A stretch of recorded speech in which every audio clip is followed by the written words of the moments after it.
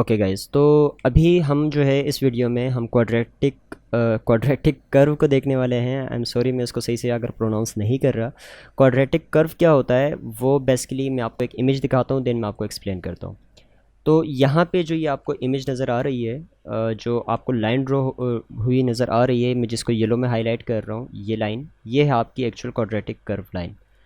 Quadratic curve line क्या होती है कि आप सीधे सीधे शेप्स ड्रॉ कर सकते हैं। आप जो है इसके अलावा जो है वो ड्रॉ कर सकते हैं, आप आर्क ड्रॉ कर सकते हैं, जो कि वो आर्क होते हैं आपके बिल्कुल सर्किल वाइज।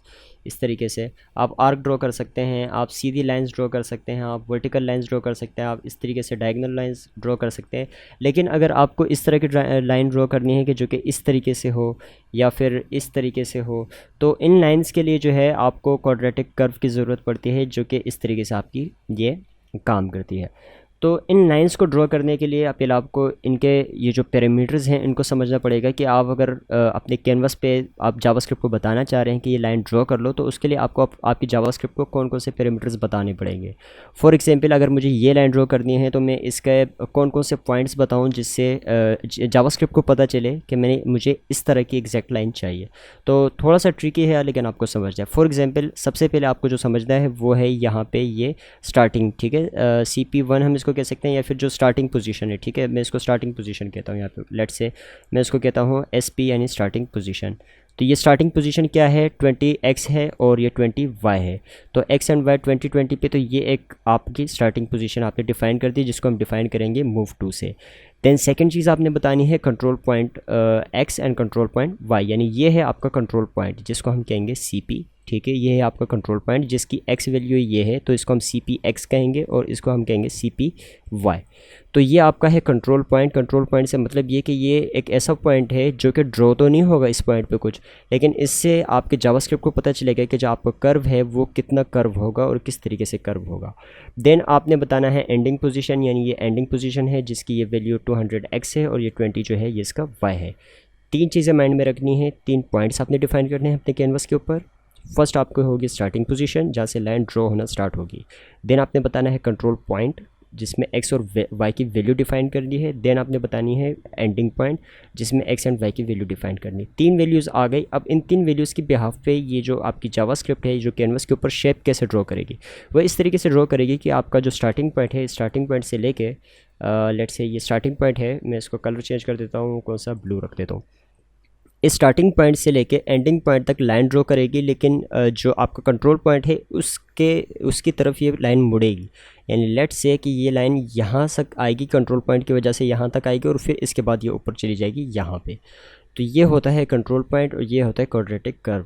तो ये तो हो गई हमारी थ्योरी की बातें, आपको आई होप के समझ में आ गया होगा। अब हम चलते हैं सीधा अपने कोड की तरफ और इसको एक्चुअल में हम क्रिएट करते हैं। तो मैं यहाँ पे इसको बंद कर देता हूँ, कोड के अंदर आता हूँ। तो कोड लिखने के लिए आपको जो है यहाँ पे CTX और quadratic curve curve 2, quadratic curve 2 आपने लिखना पड़ेगा।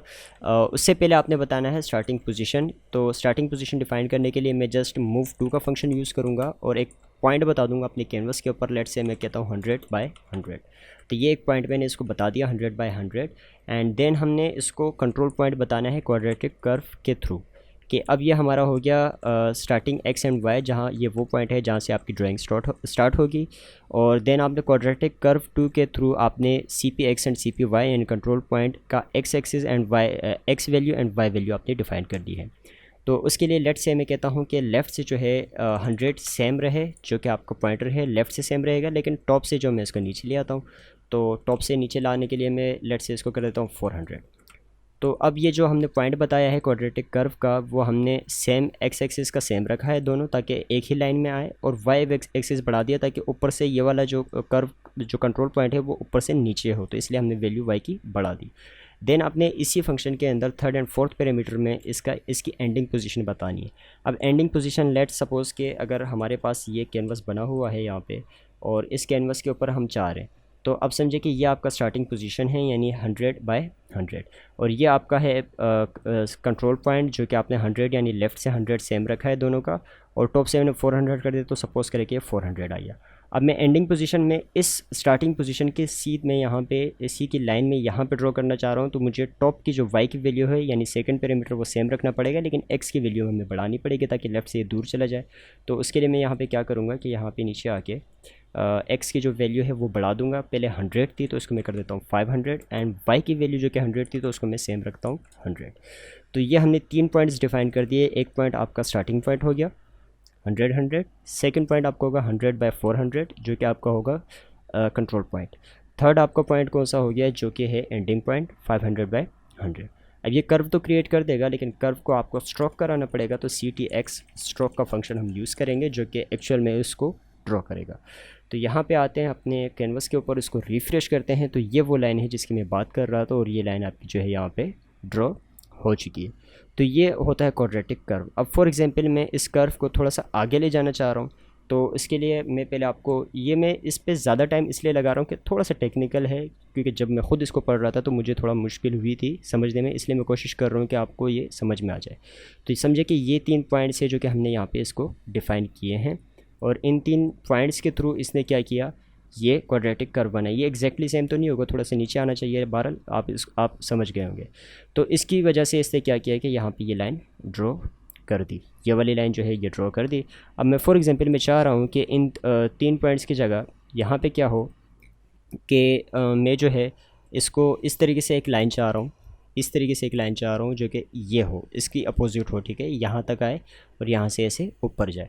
तो इसके लिए मुझे क्या करना पड़ेगा, यहाँ पे एक और मुझे कंट्रोल पॉइंट जो कि पहले मैं यहाँ दे रहा था उसको चेंज करके मुझे अब वो कंट्रोल पॉइंट यहाँ देना पड़ेगा, ताकि जो लाइन है वो इस तरीके से ड्रॉ हो, ना कि मतलब इसका अपोजिट हो जाए, इस तरीके से लाइन ड्रॉ हो, यानी ये इस तरफ झुकी हुई है, ये लाइन इस तरफ आ जाए। तो ये कंट्रोल पॉइंट हमें लेफ़्ट से राइट पे मूव करना पड़ेगा।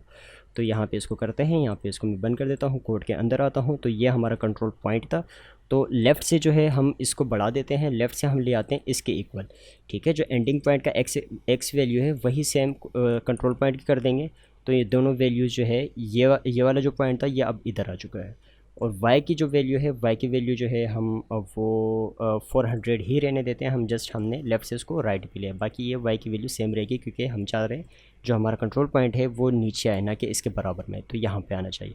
अब इसको हम रिफ़्रेश करते हैं तो ये वही जो आपका क्वाड्रेटिक कर्व था वो अब आगे आ चुका है। तो इस तरीके से जो है आप अपना क्वाड्रेटिक कर्व जो है वो आप इस तरीके से लिख सकते हैं, इस तरीके से आप ड्रॉ कर सकते हैं। थोड़ा सा टेक्निकल था, लेकिन अगर आप मेरी वीडियो को अगर एक बार समझ में नहीं आ रहा, आप 2 बार देख लें, लेकिन अगर आप वीडियो को गौर से देख लेंगे, सही से सुन लेंगे, नोट्स बना लेंगे, तो ये आपको ईज़िली समझ में आ जाएगी। आपको जस्ट इस इमेज को सीखना है, इसको समझना है कि ये 3 पॉइंट्स क्या हैं, और ये जो ड्रॉ हो रही है लाइन ये किस बिहाफ पे हो रही है।